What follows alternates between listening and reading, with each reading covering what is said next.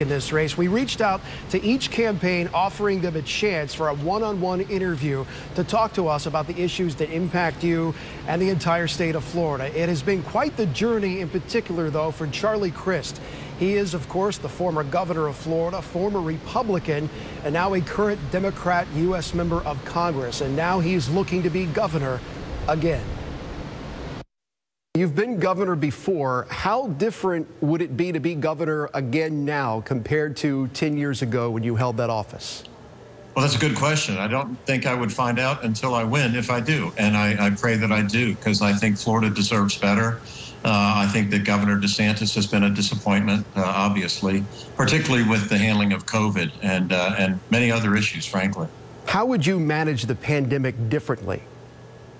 Two main things. Number one, I would advocate the use of masks overtly and constantly, and also advocate getting vaccines. And I think it's very important that those two fundamental things be stressed. You were governor during a time where Florida and the country faced a financial crisis, and you were having to shepherd the state through that. How does this compare to that time when you also had a moment where the country had different ideas on how to go forward?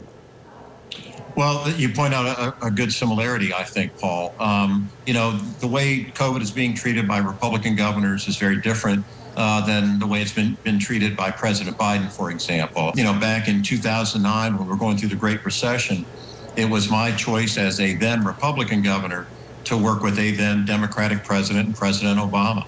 And I think being willing to work across the aisle, to work with all people for a better Florida, is really what Floridians deserve. Obviously, you've gone through a political evolution. You once said that you didn't leave the Republican Party. The Republican Party left you. And there are those on the other side that would say perhaps maybe the same thing about the Democrats. Where is that space for the middle voter, the middle ground, as we look forward to next year? And how would you sort of be part of that and help spotlight that? Is that part of your strategy?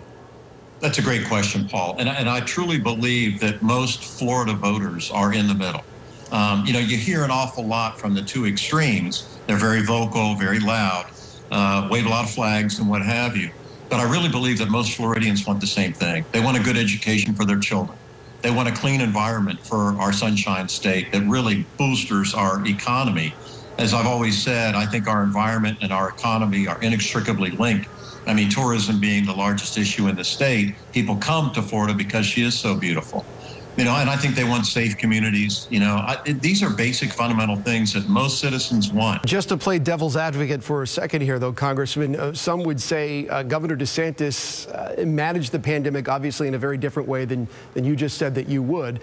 One thing he did not do was shut Florida down. If I'm making comparisons, it would be to maybe California or New York. And if you talk to a lot of people, just regular folks out there, especially business owners, they will tell you that for them, that's what they valued most, that economically they were able to survive these times and sort of figure out how to manage the pandemic on an individual level. What do you say to that? Because that's probably going to be the contrast between you and Governor DeSantis if you're running against him. Yeah, well, I don't advocate lockdowns. I think you have to take a balanced approach, frankly, and utilize science and the experience of healthcare professionals to help navigate people through this. You know, you can save your economy without losing lives. And we've lost over 50,000 lives in Florida. We're approaching about 3.7 million people that have been infected in the Sunshine State. That did not have to happen. Before we do have a choice between the Democrat candidate and Governor DeSantis, you also have an opponent in your own party right now, Nikki Fried, who obviously currently works in the DeSantis administration.